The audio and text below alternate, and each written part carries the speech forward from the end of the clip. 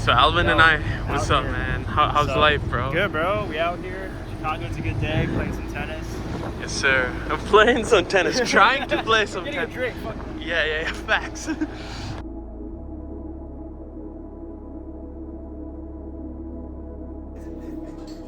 what's up, bro? What's up? So I'm not. Yeah. This is his dinner, bro. This is my dinner, bro. Yes. Yeah, you wanna shout that out, bro?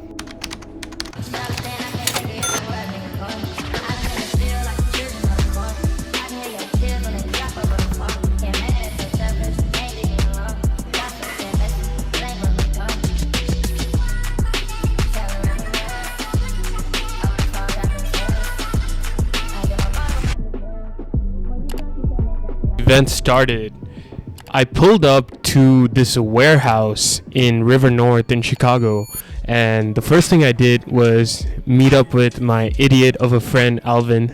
Just kidding. Alvin is a great guy, really good friend, and he's a great designer. He used to work for Capital One, and now he works for another company. But essentially, I walked in, and they signed me up. And I asked them, hey, is it okay if I film some content or record a vlog? And the person in charge told me, yeah, it's completely okay to film at this event. Alvin and I begin to walk around, and we go to the main networking area presented with food. And there's an open bar. As you can see here, Alvin is super excited. He wants to show me the area where people have the ability not only to link or put on posted cards, what they do, who they are, their social media information, but there's also the opportunity to connect with people and also hire people for their own business. So I thought this was really interesting because I currently am trying to scale my YouTube agency, and I really require a content person and also a salesperson. So I thought this would be a great opportunity to see if I can hire someone, and surprisingly, I met a lot of people who were interested in working for my YouTube agency. And this is my first time vlogging in public, kind of awkward. So gonna meet new people. I should. I don't know what you're looking for. Like, probably not video editors, right? No, I'm looking for content. Looking for a man in 5 minutes. 6'5". Let's go. 6'1" in shoes. 6'2", Indian. DJ. Let's go. DJ. So I'm actually looking to hire someone for content and sales. I'm doing 10 videos for her for 1K. I have the cold call on the Stoic Reset Protocol, or the Stoic Business Protocol. So wait, what does Stoicism have anything to do with cookies? It's just like better businessman, you know what I'm saying? It has to do with like leveling up as a business person, you know? So you're creating content for her? Yeah, so it's a YouTube.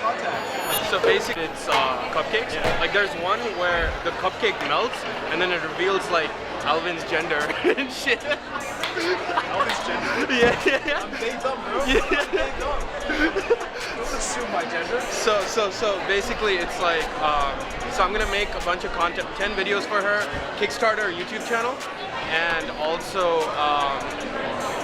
just like make content for her for 10 videos for 1K. Dude, I need some. I have to admit that it was hard to branch out and meet new people. Even though I have an extroverted personality, I realized that it was so cool that Alvin was with me because he was not only interested in design, but he was actively helping me, branch out and reach out for help. The $1 Million Weekend is a book by Noah Kagan that I'm reading, and one of his main concepts is don't be afraid to ask for help. And that's exactly what Alvin was helping me do in a fun way.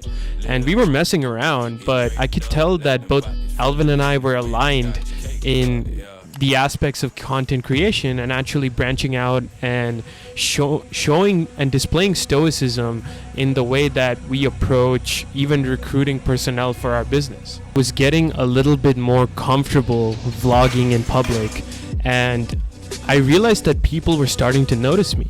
As I walked around with the camera, I realized that, as you can see by this dude's reaction right here, I drew attention.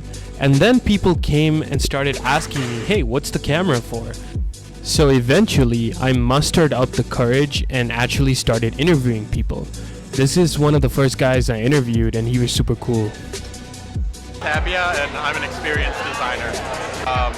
But a lot of times it'll be things like customer experience centers or big innovation spaces and all of the content to kind of sell their product to the next big investor. I'm involved pretty heavily in the community here in Chicago. I help and volunteer with AIGA, which is the American Institute of Graphic Artists. I'm on their Chicago chapter board.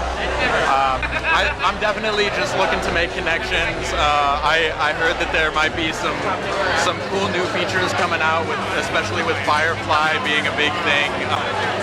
Firefly is Adobe's new AI kind of software. I know some of Firefly is helping with generative images, but they're also looking to integrate it soon with Premiere, and that's really cool to me. I'm really excited about that. Hey, Kenzie in Motion here at Adobe Create Now conference. We're at the Create Now conference in Chicago, Illinois. We just got to see Elliot. She's one of my friends from Chicago, and she's back in Chicago from Brooklyn, and it was really awesome. We got to hear about all sorts of new tools that Adobe has, and now I get to meet other creatives and connect and see what everyone else is up to with current projects and everything. We're gonna connect later, but this is just such an amazing opportunity to meet other content creators and also make new friends and level up the business. Really great meet. Would leverage Adobe's products. The only problem I had was the price point. As Alvin pointed out to me, a lot of them were hundreds of dollars per month in terms of subscription fees. And while this is definitely doable, I'll only invest in my business once I start generating a substantial amount of revenue. And thus, I intend to keep my overhead costs as low as possible. This for an infant in business. At the age of 27, I can safely say I am learning tons just by being around powerful people and making amazing content, and I hope to continue to do this.